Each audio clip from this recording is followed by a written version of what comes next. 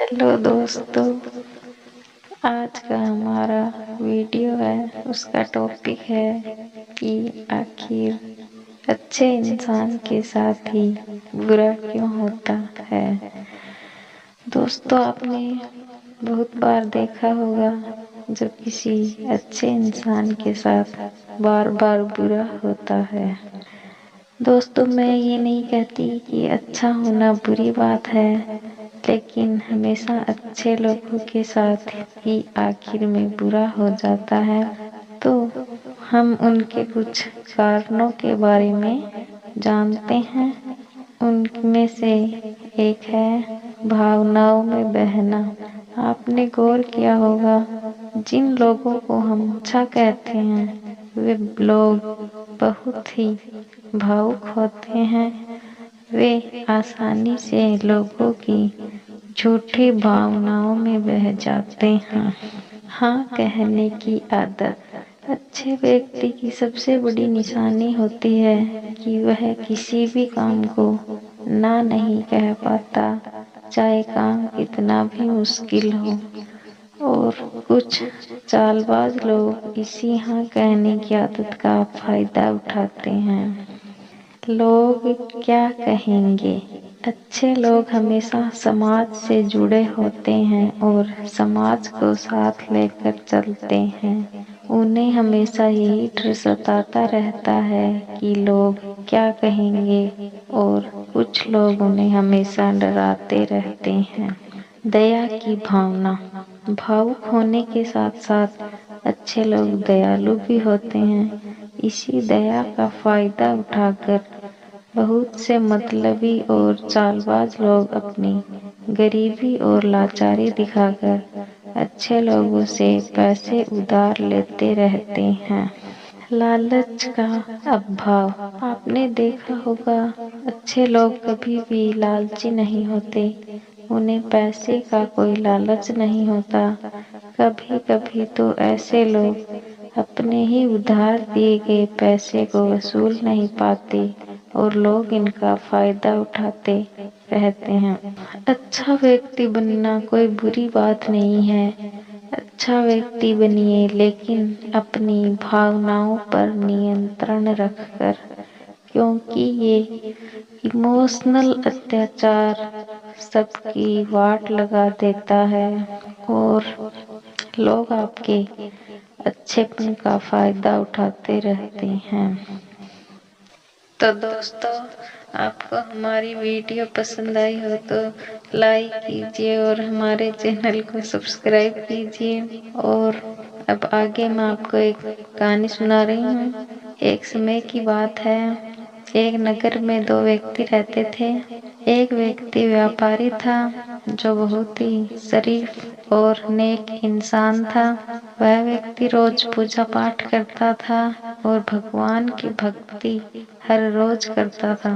उसके कर्म अच्छे थे और वह व्यक्ति धर्म नीति का पालन करता था तथा गलत कार्यों से दूर रहता था। और दूसरा व्यक्ति इसके बिल्कुल विपरीत था। वह हमेशा गलत काम करता था और दुष्ट प्राणी था। उसे भले बुरे का कोई ज्ञान नहीं था।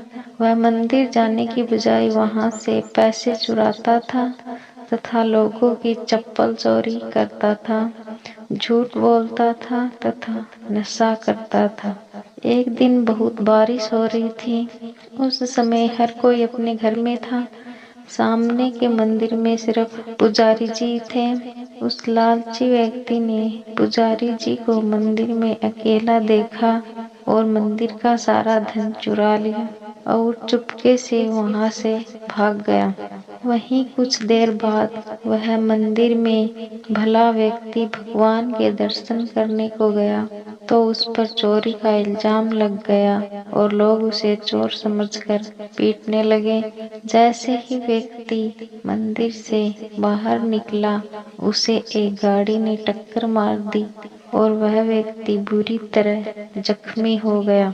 घायल व्यापारी जब अपने घर जा रहा था तो दूसरा व्यक्ति जिसने मंदिर का धन चुराया था, वह खुशी से मुस्कुराता हुआ जा रहा था और बोल रहा था कि आज तो किस्मत ही चमक गई, एक साथ इतना सारा सोना हाथ लग गया।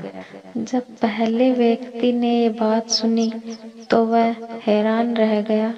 उसने घर जाते ही भगवान की सारी तस्वीर निकाल दी और भगवान से नाराज होकर जीवन जीने लगा। कुछ समय बाद दोनों ही व्यक्तियों की मृत्यु हो गई और दोनों व्यक्ति यमराज के पास चले गए। तो यमराज के सामने खड़े हुए पहले व्यक्ति ने नाराज होते हुए यमराज जी से प्रश्न किया कि मैं तो सदैव ही अच्छे कर्म करता था, तब भी मुझे अपमान और दर्द मिला, और जो गलत कार्य करता रहा उसे सुख मिला, ऐसा क्यों?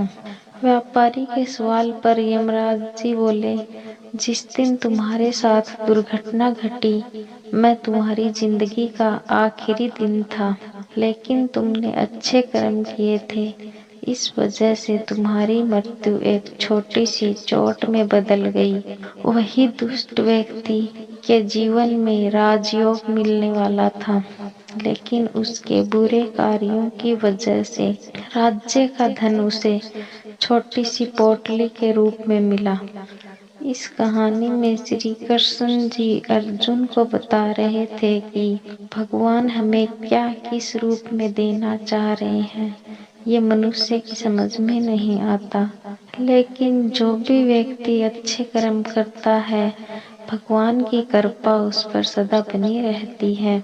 इस कहानी से हमें ये शिक्षा मिलती है कि हमें सदैव अच्छे कर्म करते रहना चाहिए, क्योंकि हमें अपने कार्यों का फल इसी जीवन में मिलता है।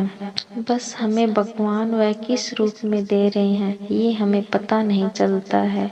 इसलिए दोस्तों, अच्छे कार्य करते रहना चाहिए।